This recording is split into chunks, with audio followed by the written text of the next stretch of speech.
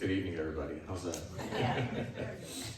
I'm consistently told that my microphone presence in the sanctuary that people can't hear me. I don't know what that's about. You just have such a soft. I do. I'm trying to put you all to sleep because it works. Good evening and welcome. Thank you all for coming this evening. I've got some folks to introduce to you as we're getting started. First, Brother Fred, who is here up near the front. He's going to be presenting and talking to us this evening. Also, Brother Dan Rao and Will Bertolet are here also from the Dada Hindu Temple. So they're going to be with us in a couple of weeks, but they came tonight just to kind of spy it out and see what it is that we're doing. This is a new thing. It's not a new kind of thing for me, being at the Interfaith Federation, but it's something that we haven't done since I've been at UBC. So I just wanted to give us a couple of moments to see if there's any prayer requests or anything that we need to remember before we get started, and then I'm going to do kind of an introduction to the series itself. Any prayer requests that folks were thinking about? The people in California. Yeah.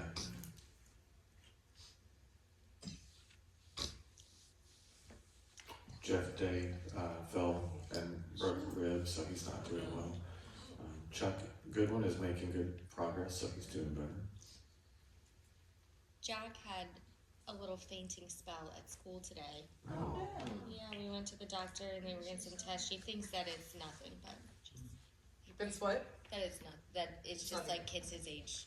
Yeah. They're growing up and their body is Aw, changing up. That's scary though. Yeah, Jack fainted today at school. Her son that's sitting beside her. You have to get that checked out. yeah. Maybe you're not eating enough. You just need to eat. I'm playing with you. Well, let's say a quick prayer as we get started, and then I'll get us moving from here. God, we thank you for your presence here in this room. We thank you for everybody who's here. And we're excited about what we're going to hear this evening and in the weeks ahead. We thank you that we have a faith that is not threatened by others who believe in different things, but we can learn and grow from talking with each other. And so we pray that this time will be encouraging and a time of growth for us this evening. Amen. So what we want to do this evening is hear the first of this series. And as we start, I wanted to just kind of mention to you or tell you about something you may have heard of before. Christer Stendahl was a Swedish bishop, but he developed 3 rules for interfaith understanding that I feel like would help us ground us this evening. So as you're talking with folks from another faith, and interacting, these are rules that he suggested. Number 1, when you're trying to understand another religion, you should ask the adherents of that religion and not its enemies. Because we know that it's easy to do that. So it's easy to go to people who think they know all about these other religions, but it's better to actually talk with somebody who practices that religion. That's number 1. Number 2 is don't compare your best to their worst. That kind of speaks for itself again. These are not just great rules for religious understanding. It's understanding in lots of different ways. And number 3, he said, leave room for holy envy. And by that, he means that you should be able to willing to recognize elements in the other religious traditions or faiths that you admire and wish could in some way be reflected in your own religious tradition or faith. So keep those things in mind this evening. They'll guide the time of questions that we've got. Brother Fred is from the Tam Bao Temple here in Baton Rouge, in Meditation Center. So there's my first chance to get to know him was as he led our fall meditation retreat from the Federation, and just a delightful half a day spent there sitting and meditating, walking and meditating, eating and meditating. It's something you can do everywhere. So that's a big part of their practice. So Fred, we're glad that you're here with us. I invite you up to join us, and we're yours, so you can talk to us, and I'm sure folks will have questions and things that they want to ask too. So, welcome.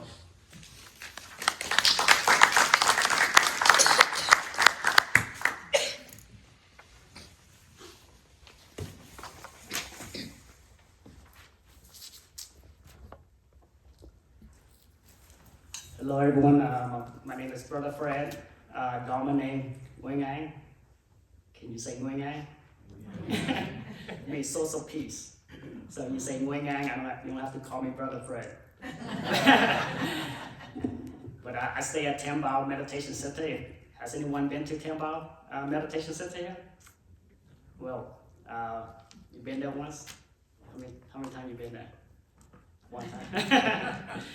Well, if you ever have a chance, we located down Florida Boulevard.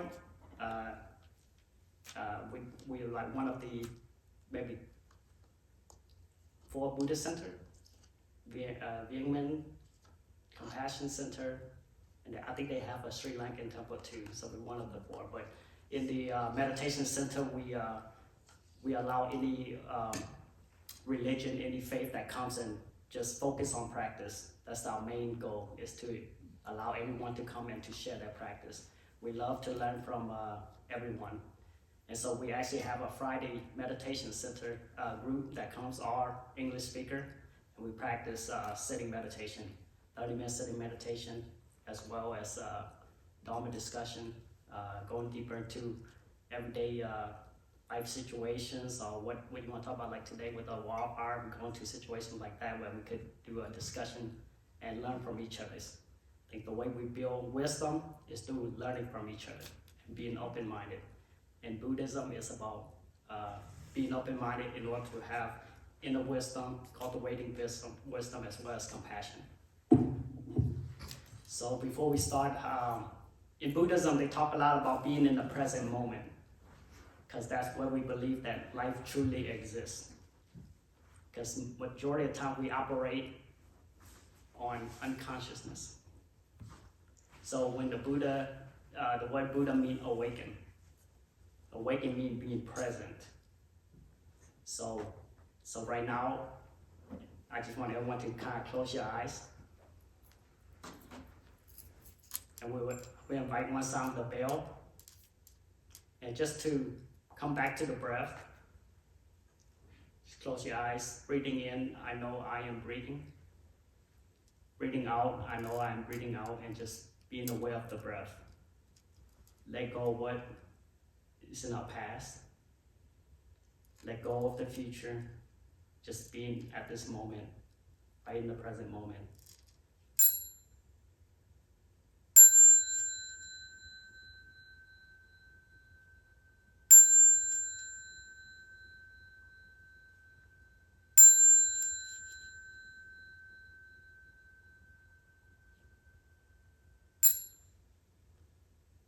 Everyone want to open your eyes. And in Buddhism, we always remind ourselves to always come back to our breath, come back to the present moment. Because to truly live is to be in the present moment. So, I don't know if anyone studied the history of the Buddha, but basically the Buddha is his name is Siddhartha Gautama, born in the Shakyan clan, a very prominent family. So, he grew up in a very auspicious situation, a good life, power, wealth, fame. So at that time, it's very favorable in terms of living condition, worldly life. But in terms of spiritual life, it could be difficult. Because when we have a lot of power, fame, and money, it's hard to, go toward that journey of letting go. So, as when he was born, there was a prophet that said either he was going to be a great religious leader or he was going to be a great king. So when his father knew that, he wanted to block his life in the palace. He cannot go to the village, he cannot go outside. So as time passed, he gave him everything he wanted and never allowed him to suffer. But always deep inside, he always curious, what's out there? So one day he begged his father to the point where he said, go ahead, let him go. And when he went out there, there was 4 things that he saw. An old person, a sick person, a dying person. And guess who the 4th person you think he met? An ascetic monk. So this gave him a lot of things to think about, right? When he came back home. So he said, how come my life is so good and why some people suffer so much? And his great compassion, he wanted to find a way to help others as well as himself. And the fourth one was an ascetic. And he said, who is this sage or seer or wanderer that seems so peaceful, but he gave up everything? And unlike me, I have so much, but yet why I suffer? So from there, he decided, I'm going to take on this journey to find a path to liberate from suffering, or we call it dukkha. And when he decided to go on his journey, he faced many obstacles, faced a lot of hardship, but eventually, through his journey, he attained enlightenment under the Bodhi tree in Bulgaria. And from there, he realized the Four Noble Truths, overcoming suffering, the suffering of dukkha and the cause and the cessation and the path, the practice of overcoming suffering. And so maybe question, what do you think he realized?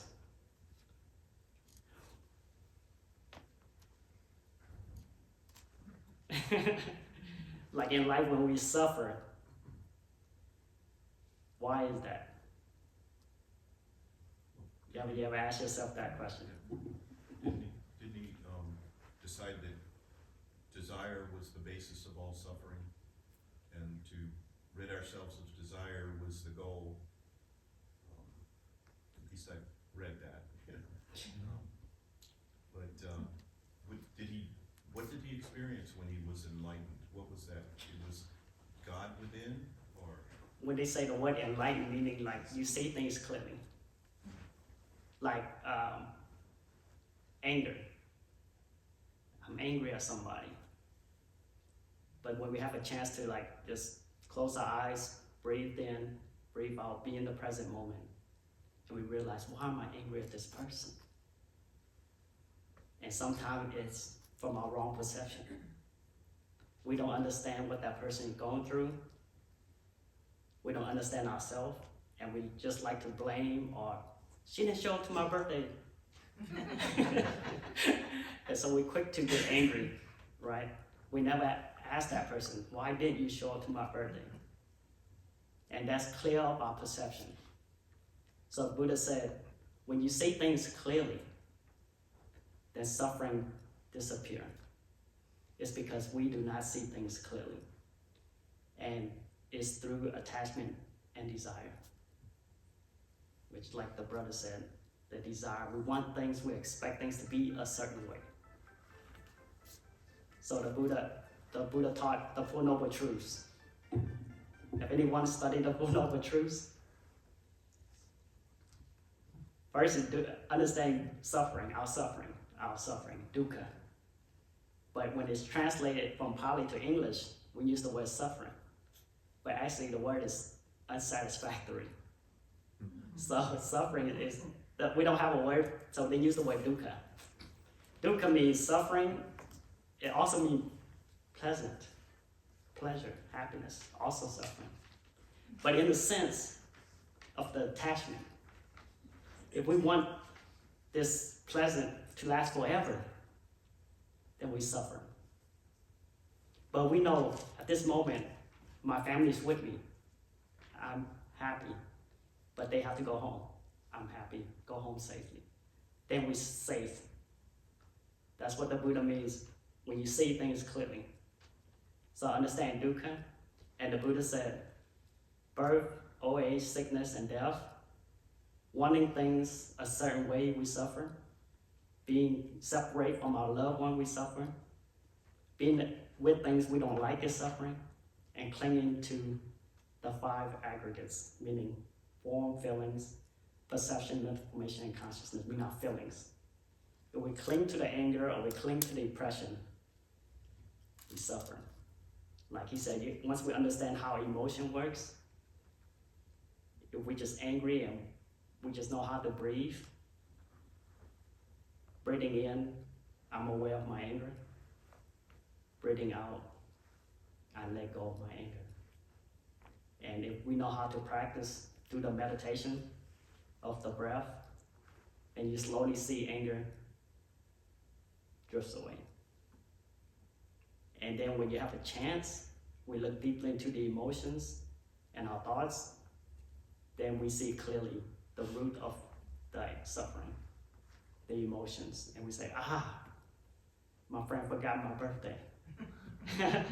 You should apologize to me. And we say, right? We're happy. We learn how to forgive. We have more compassion. And most importantly, we have more understanding. So, in the Four Noble Truth, the last truth is the Eightfold Path. Have anybody heard of the Eightfold Path? Yes, Do you know what the Eightfold Path is? Can you? I used to, I forgot it.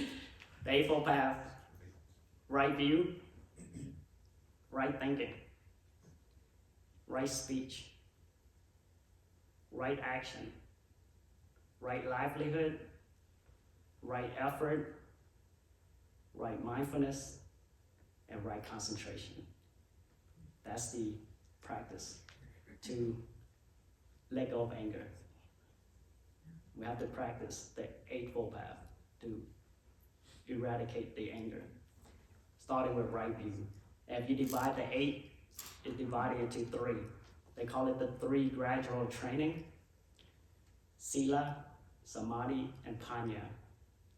Translated to English: morality, concentration, and wisdom. 3 components separate. So the right view and the right thinking goes under wisdom. Right action, right speech, and right livelihood go under morality. Right mindfulness, right effort, and right concentration go under meditation. So when Zen Buddhism came to America, a lot of people emphasized the Zen meditation. That's the 3rd component. But in theory, we go wisdom, meditation, and morality. Right view go first. But implement into our life, we have to practice with what first? The morality. In Buddhism, you have to start with morality. You have to know, you have to live according you have to be good first. You have to do the right thing. They call it the 5 precepts: no killing, no stealing, no sexual misconduct, no lying, and no intoxication. So once we clear ourselves and purify ourselves, when we practice, much easier to come back to our breath, right? When we close our eyes, we feel more at peace. When we feel more at peace, we see things more clearly. But the Eightfold Path start with always right view. And right view, what the Buddha found was he called that the middle path in life. Why do you think he called it the middle path? Somewhere between asceticism and just hedonism, or ordinary life, somewhere in between that, right? Yeah. Because at that time, that was 2 prominent view in India at that time was ascetic practice. Well, if I could live a harsh life and I let go of everything and I still practice and hurt my body, then it purified my soul. I could go to heaven, right? That's the belief. And the other belief was there's nothing after you die, I'm going to enjoy my life while I'm still here. That was another belief. So it was between the 2, and it's many views from there, usually these 2 prominent views. But the Buddha said, in between the 2. Depends. If we're starving, we need to eat. If we have enough to eat, then we need to we have to live more simply. We don't need to intoxicate ourselves with pleasure all the time. So as human beings, we live usually in 2 extremes. Either we right or they wrong. That's the human mind. It's black, that's why the Buddha said the human mind is always birth and there's always death. But he said, what happened to all this? Why can't it be both birth and death? Why can't success and failure be the same? Why do it have to be you successful? You're a failure. But why can't it be both? We always, as human beings, we miss that middle. But if you look deeply into failure, that's already a success. Because once you see your failure, then you already succeeded. Once you live with death, once you understand death, you're already living. So in Buddhism, a lot of time when people ask, what happened when we die? And we say, what makes you think you're not dying now? Our cells are dying daily, every single moment. But the way we conceptualize, we don't think that. But in reality, if you talk to a lot of scientists or medical doctors, they say things are changing right at this moment. So the Buddha said, understanding the reality, seeing things more clearly, we're able to live life more deeply. And when we live life more deeply, we see things more clearly, our life becomes more peaceful. And so that's why in Buddhism, that's the practice of meditation. And the meditation is learning how to come back to ourselves, understanding ourselves, understand the other person, and be able to love, have compassion, forgive, and understand each other. And that's why I want to stop now and let anyone want to ask any questions, feel free. Before you do, we're gonna get the microphone so that the recording can hear it.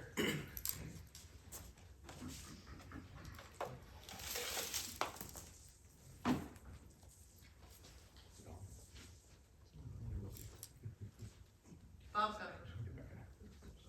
Let me turn it on here in just a second, sorry. Just a second, Bob.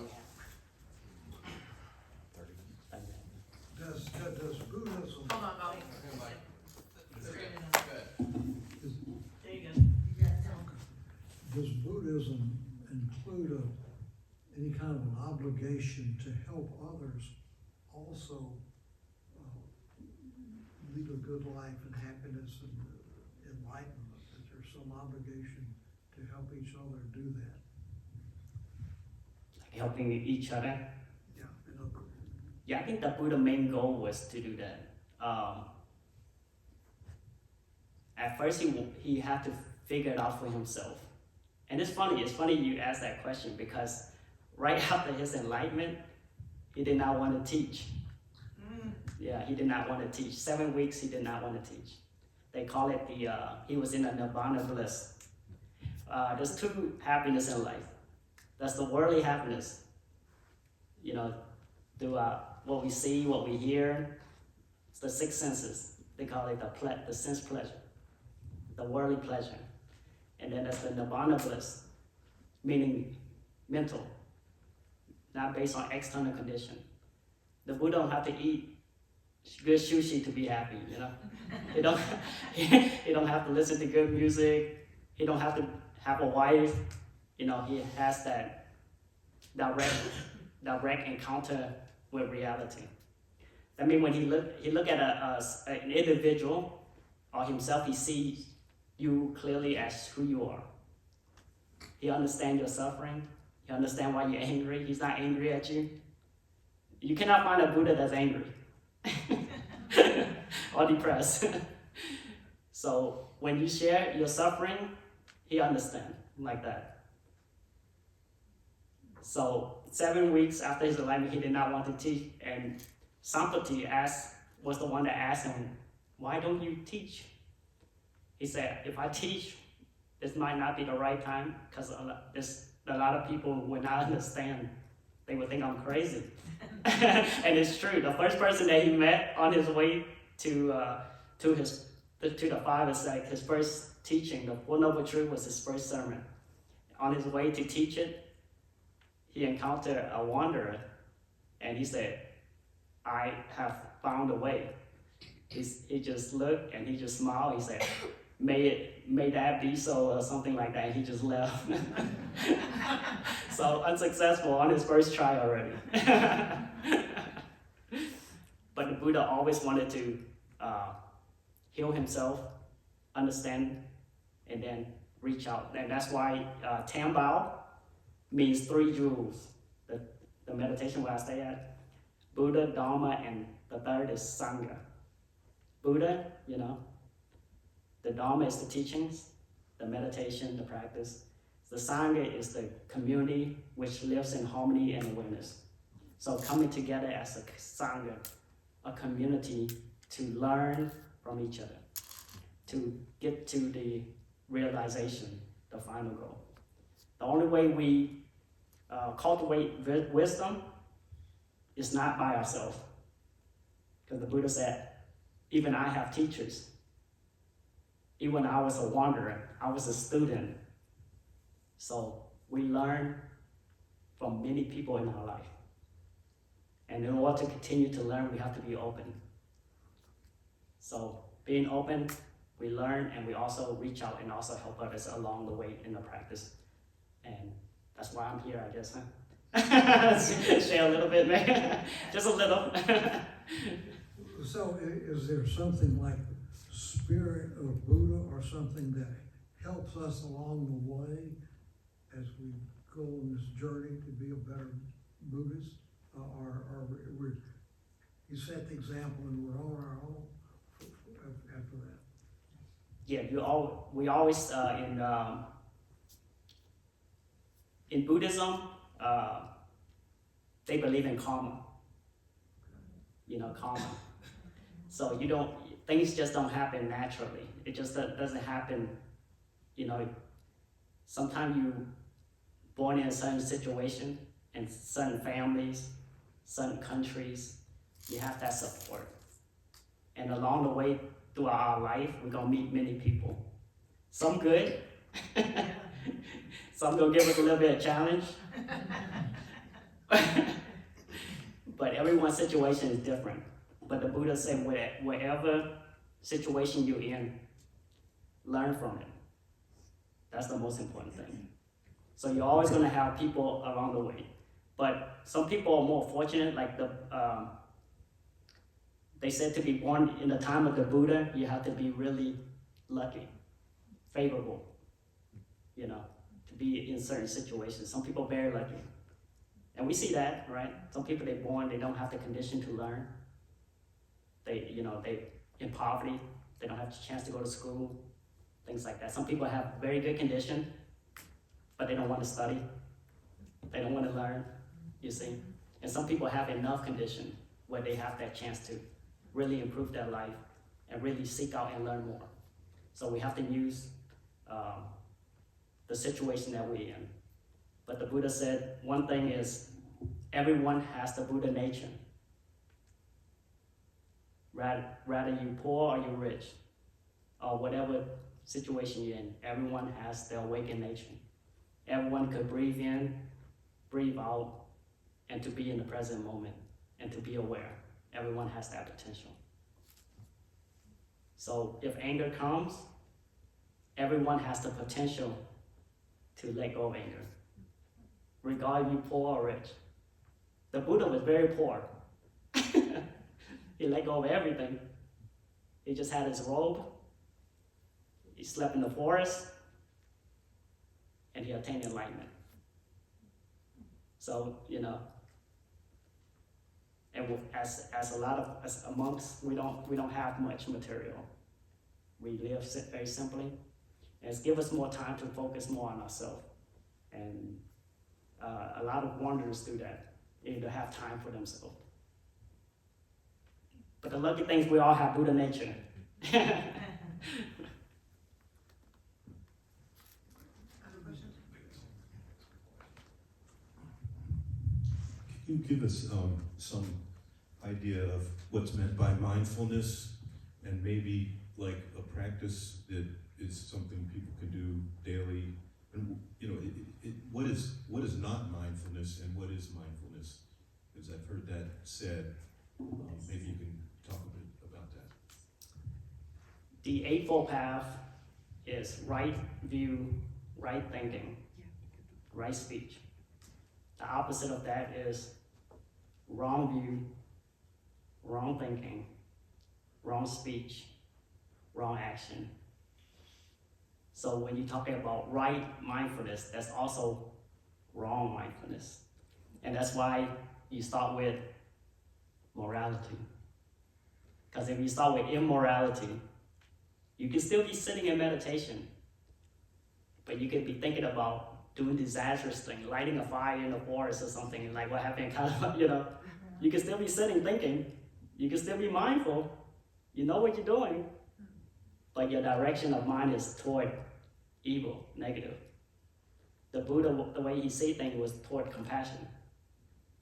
So, right mindfulness and wrong mindfulness has to be, like I said, in the graduate training, the first practice is morality.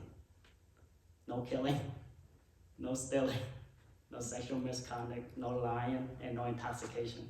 If anything opposite of that, wrong mindfulness.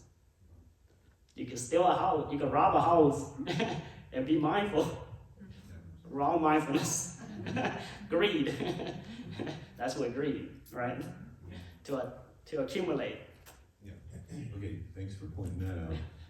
Because I was thinking mindfulness sounded like, I've heard it only in the positive sense, but looking at it in the positive sense as I do, what is the mind wanders. Is it something that we should just keep bringing our mind back to the focus of whatever we're trying to do? I mean, what is that? Are there any techniques that you can recommend for something like that? To keep your mind from just, it's normal, like everybody, an idea pops into your mind. It might not be a bad idea, it might be a good idea, but is mindfulness about controlling your mind, or is it about maybe taking a good idea and building on that idea? The practice of meditation is not to control. And you have to let things be natural. In Theravada Buddhism, there's two meditation: samatha meditation and vipassana meditation. Samatha meditation meaning single-pointed meditation. Like in Buddhism, they use a lot of breath meditation. So if you close your eyes and breathing in, I know I'm breathing in. Breathing out, I know I'm breathing out. Not controlling the breath, but being aware of the breath. Then maybe we should try it, huh? Close your eyes.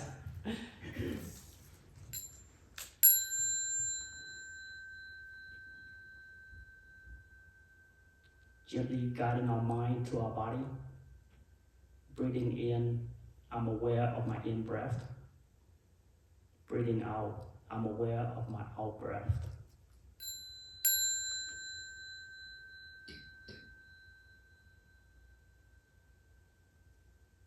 Breathing in, if it's a long breath, I know it's a long breath. Breathing out, if it's a short breath, I know that is a short breath.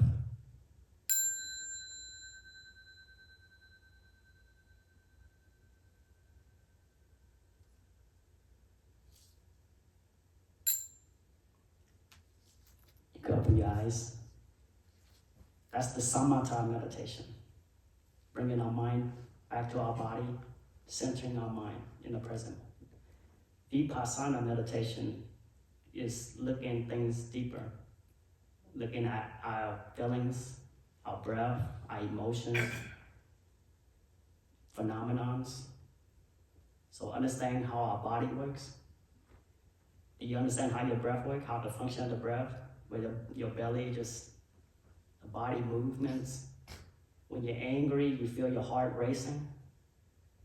When you're depressed, your body changes. You feel the stress in your back, maybe a pain in your chest. It's being aware of all physical and mental phenomenon in the mind and body. So being mindfulness and meditation is just being aware. And in the Buddhism, they call it the Satipatthana, mindfulness, contemplation of mindfulness, 4 foundation of mindfulness, 4: body, feelings, mind, and phenomenon. So contemplating 4 things. First is the body and the breath. The body is like the breath. Easing the body, letting go of the tension. Then your feelings, like sensations. Maybe you have an itching or like a reaction. And we learn not to react. We just let things be natural. Breathing in, that's an itch in my arm. Breathing out, I notice and I let go of the itch. Like that. We don't, that's reaction. But meditation means practicing non-reaction, just being aware. Anger arising, we don't react. Breathing in, that's anger. Breathing out, I don't react to the anger. I don't say anything, I don't do anything. I just notice the anger. That's the meditation. So there's emotions, feelings, body contemplation, and phenomenon, understanding what's going on. The arising and the passing away of emotions, of itching, stress, like that, pain. We might have a pain in our leg. We're just breathing in, I notice pain. Breathing out, I let go of the pain, like that. That's a good way to heal the body and the mind too. So these are very powerful practices in Buddhism. Call it the 4 foundation of mindfulness, the meditation. Very good question.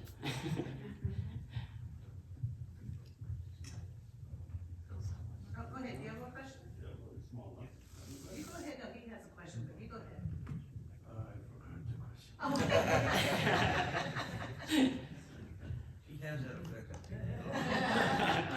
If you remember, I'll pass it on. The role of God in Buddhism, to my limited understanding of Buddhism, God is not mentioned by Buddha himself, I believe.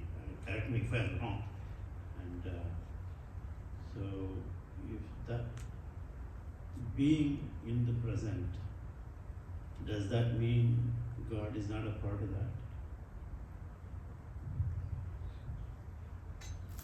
The Buddha never negated God. I don't think he ever said that God doesn't exist as one creator like that. But I think in Buddhism they mention this many times, that the concept of God is where we get confused. Because in Buddhism, when you have right view, you no longer have a concept. For example, I give you an apple, or tea, or coffee, and I say, explain this to me. And you say, it's sweet, it's bitter, it tastes like chocolate. And the more we do that, the more we're away from the reality. But if we just sit and we breathe in, breathe out, just sip, smile, just be with it, be one with it, then you understand. That's that. That is the taste of coffee, that coffee. And it cannot be expressed. When you attain enlightenment, that's how clearly you see things. But the Buddha has to use concept to explain. So the hardest part was, how can I explain this? That's why he didn't want to teach. Because now he has to say, okay, how I'm going to explain this? It's going to be tough for me, like that. So he came up with the Four Noble Truths. It wasn't no Four Noble Truths before the Buddha. But he understand, okay, I can explain it in this way, it's easier, like that. So, in terms of God, if you say God is a she, we're wrong. If you say God is a he, we're wrong. If we say God is one, we're wrong. If we say God is many, we're wrong. But we just smile and be in the present moment. And you see the beautiful flower, You see your family. You see the wonderful people here. You see the nice church. Already here. Heaven's already here. The Pure Land is already here. It's our mind that's discriminating. Because if we have a bad day, everyone around is bad. When we have a good day, everyone around us is beautiful. So through God's eyes, or through the Buddha's eyes, love, compassion, wisdom. Through Jesus' eyes, no difference. And then you connect fully with God. With compassion, love, and understanding. I think you connect in the moment with God, with the Buddha, with Jesus. And they call it in Buddhism, peace in every step. Pure Land Buddhists, they call it Pure Land, peace, Pure Land in every step. Every step we make, we already in the Pure Land. Breathing in, I am happy. Breathing out, there's so many wonderful things to be happy about. Like that. That's the practice. Just like you said about the chocolate and the coffee, can you also feel the presence of God without having to say anything about it? Is that the concept of God in Buddhism? To me, God is hard. It's a hard concept because so many people try to explain it, and we have many pastors and many people that come, and I always ask them, because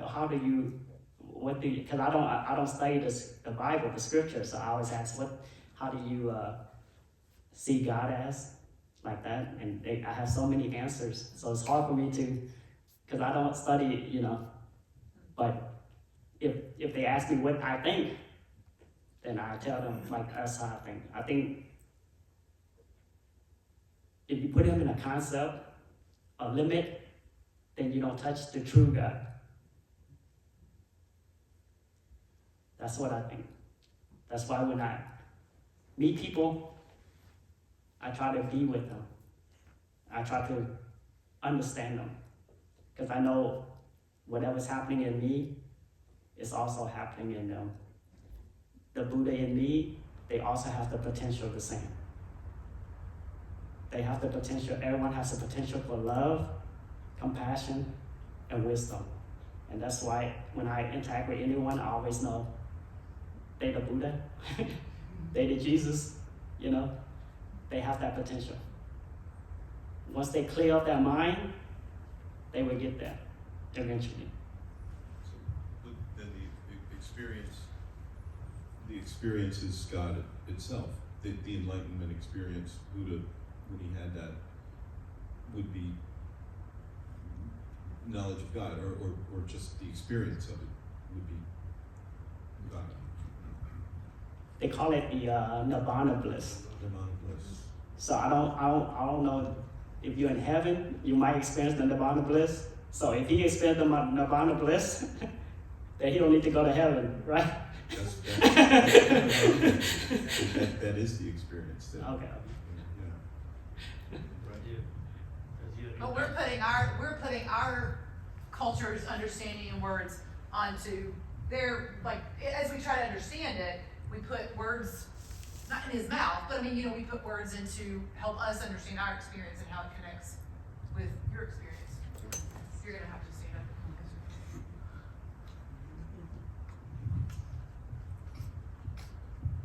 Closer still.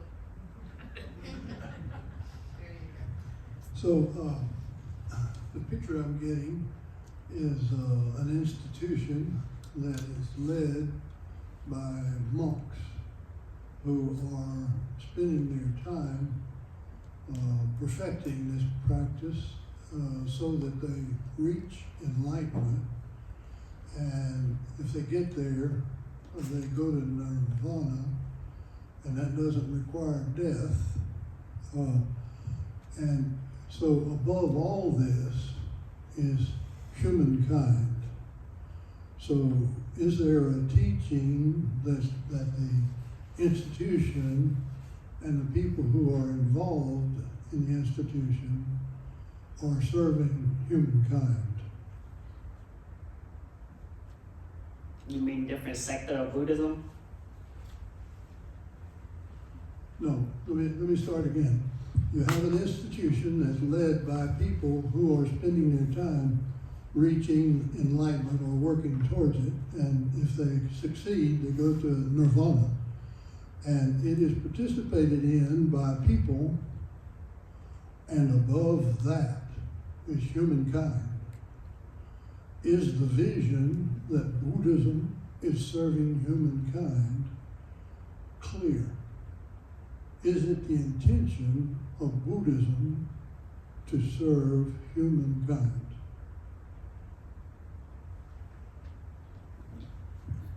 Do you want to summarize that so that you can understand the question? I think I kind of understand. Okay. That's two Buddhism type of practice. There's some in Burma and Theravada. Some they self-awaken.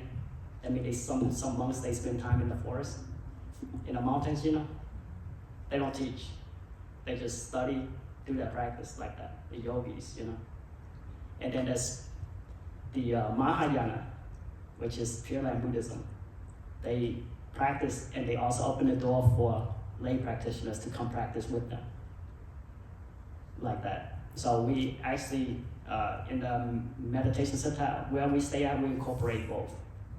We have our own session to study with the bhikkhus and the monastics, and then we have the lays with the practice, like that. So people do come from different faiths. We have a lot of people that come from different faiths that comes and practice and learn meditation, Buddhism. But we also have our own self-practice like that too. So we do both. But there's two schools of Buddhism. Some focus just on, and that's what the Buddha did. The Buddha, when he went and searched for his path, he went to the forest. He studied in a community at the beginning with his teachers. There are two teachers at the beginning, Alara Kalama and Dr. Ramapuda. You get a chance to read the history, he got two teachers. But after he learned everything he can from the two teachers, there's nothing more he could learn. So he said, I have to do it by myself now. And that's why he went off for a while. And that time, his teacher said, why don't you just stay back here and teach? We need teachers. And he said, but I haven't found a way. He said, so he went and his choice was finding the way, coming back and teaching. But now, in present moment, that's Mahayana Buddhism, meaning while you practice, you also teach. So if I practiced by myself, I wouldn't be here.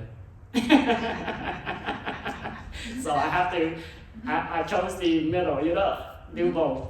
I do my study and then I share just what I know, a little bit, I don't know, still in my training. Hold on. Is there anybody else that has, I just wanted to grab somebody else. No, yeah, that's good. In Christianity, I'd say generally speaking, we take our ideas of morality as coming from God, or our concept of God. And I'm curious, when you talk about morality and immorality in Buddhism, how is that defined? You talk about what's good for others, which doesn't produce suffering in others, and also what does or does not produce suffering within yourself, but those two often can be in conflict. So I'm wondering, is there an absolute sort of concept of morality in Buddhism? Like a structure, you mean?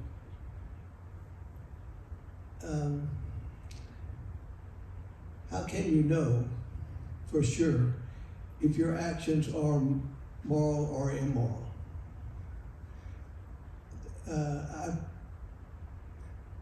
It seems like an odd question, but it's without an outside standard, how can you know what's moral and what's immoral? That's a really good question. That's a good question. Buddhism, this question's very good.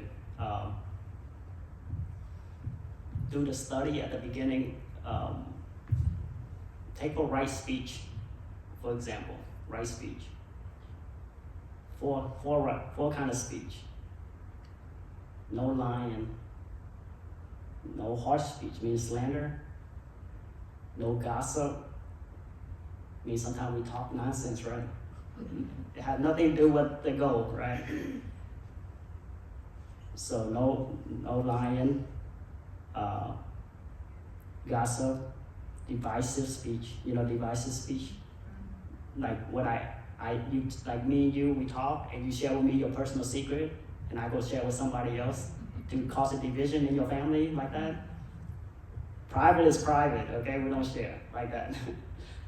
So for speech, truthfulness, depends. As a doctor, very important to be a doctor. You know the truth, but should you say it to the family? Maybe not the right time. So maybe you shouldn't say it. Depend on your wisdom now. Confidentiality, who should I say it to? They vary, as a practitioner, as someone that practices in the profession, they know through their wisdom.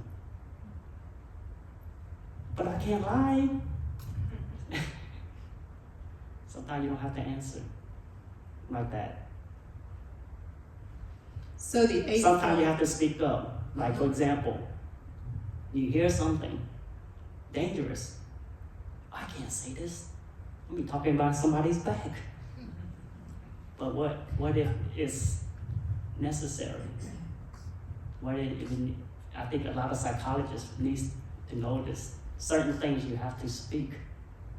If it's dangerous, if that person is going through a mental disorder and they share something, suicidal thoughts or something like that, you have to share that maybe with their family or somebody. You can't say, oh, it's confidential. I can't talk behind their back like that. So the moral component is basic, but the wisdom would depends. If a Buddha would know, right? If Jesus would know. But for us, we have to understand our limitation. We're still on the journey. We're still learning. And that's why I said the first opening when I shared the talk, I said, wisdom, we have to be open. We have to listen. We have to learn. That's when our wisdom grows. And when you're implementing the moral, I know this is in line with the right thing to do. Because if I kill something, I don't see any benefit from it. I hurt myself, I hurt the other person, I hurt the country, I hurt many people. There's nothing I can look through it and see any benefit. Therefore, it has to be correct. Like that. We have to use our wisdom to investigate like that. So you use this eightfold path and these Four Noble Truths to inform this moral compass. Is that, like, we have the Ten Commandments, we have the Bible, and you all are using these eightfold truths and the subsets of that to inform those decisions. Is that true? The Eightfold Path is broken down in 8 factors, right? Let's just say you want to practice right speech. You take the right speech component and you say, this week, no lying, no divisive speech, no harsh speech, right? Cursing or whatever, yelling, right? And no gossiping. Things that are related to what I need to accomplish my goal, like that, and you practice with the right speech. But when you're practicing one factor, all 8 factors follows. right? You have the right view, the right thinking, the right effort, the right meditation. You have to be in the moment too. When you're speaking, breathe in, breathe out, deliver, right? Should I say this? How should I say this? Or maybe I shouldn't say this. That's why when I say invite the bell to come back to ourselves, to our breath, is to deliver like that when we're practicing the speech, for example. And the eighth factor, it comes into one thing only. It's through one movement. Right? You're making an action, making a speech, or making a thought. Because you can still speak to your mind, even though you might not transmit it. You speak a lot up here, you see? So people say, I haven't said anything, you said a lot here. You see? So the Eightfold Path actually is one practice. And when you attain the enlightenment, what's there to practice? You will live in it. You don't need things like, should I kill today? You already know, right? There's no more practice. I want to follow up a little bit on what Ronnie said and see if maybe I can clarify it a little bit. As a Christian, we feel that right speech, wrong speech comes from God. I think his question was, in Buddhism, where does that concept come from? Did it come from Buddha, or where did it come from? That's a really good question too. Because that's where we have to do a lot of the study, because I believe during the time of the Buddha, there was already the Brahmin scripture. There was many teachings. There was meditation before the Buddha. They call it sati training, virtue. But the morality back in the days was different. Some people practice like an animal. They like a cow. And they call it the virtue practice back in the days. So the Buddha said the virtue training of the past tradition, it harms the body, it harms the mind, and I don't see any fruit or benefit from these practices. So the Buddha used the morality, but said the morality has to be healing. It has to be positive, and it has to be effective. So the sati back in the days was, and he practiced the still practice, and that was a virtue back then. They said, oh, you're so virtuous. You're burning the body, you're not eating, you're a god, you're a saint. But the Buddha said, no, I harm my body, I harm my mind, and I almost died. He said the virtue practice has to be healing, has to be beneficial, and has to lead to liberation, to happiness and peace. So that's why he redefined the term sati, morality. But back in the days, they had many terms for that. But that's a very good question. Many teachings before that too. What does Buddhism teach about death and dying?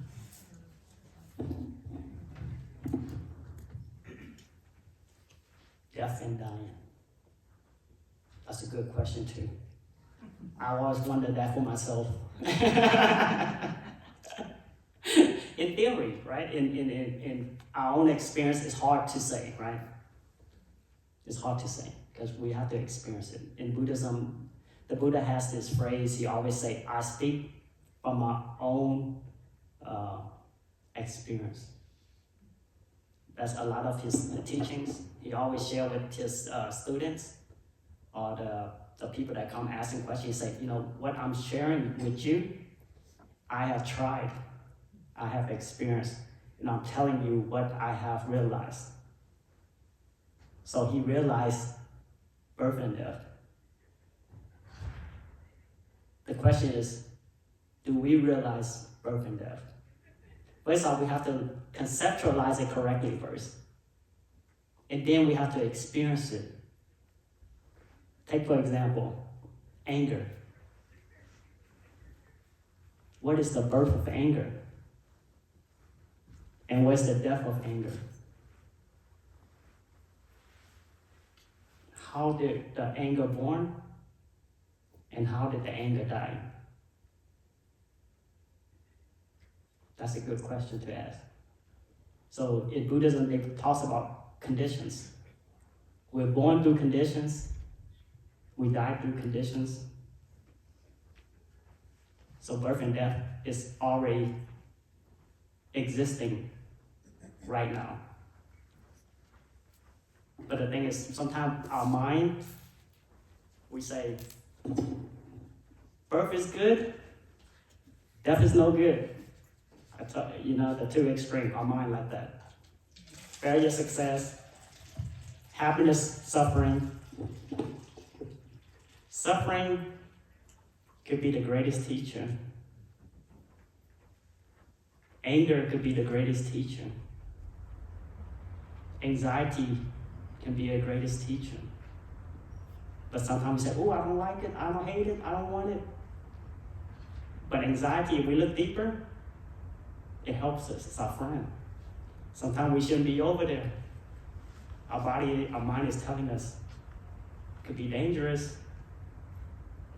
So that anxiety might help us. But when we develop our practice, we can look at the anxiety and look straight and say, maybe it's not dangerous, maybe it is dangerous, let me see, like that. Oh, there's many good people here, like that. So it's many conditions. If we understand the birth and death in that way, then we get closer to really understanding birth and death.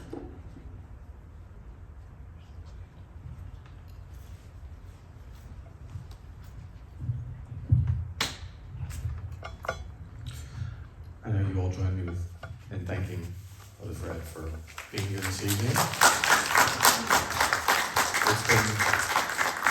It's been enlightening in many ways, and I say that quite literally and thankfully. And I don't know what it was that you brought. I would prefer you do that because I don't know what it is. I've let you present that. My aunt died 15 years ago, and she left me this Buddha, and I don't know what country it came from, and I don't know how old it is, but I wanted someone who might like it to have it. Awesome, thank you. Thank you. And thank you. Some of us are getting to choir. I'm sure there'll be other folks who might want to ask you specific questions, and if you're willing to just hang out for a couple extra minutes. So there's the meditation practice on Friday evenings. Is that correct? At 7 o'clock? 7:30. At 7:30 at Tam Bao. So there's meditation and also Dharma, which is a discussing certain concepts or whatever that happens then. That's on Friday evenings. So, and there are other events and things. Just look them up on Facebook. They have their events on Facebook, the Tam Bao Temple. Okay.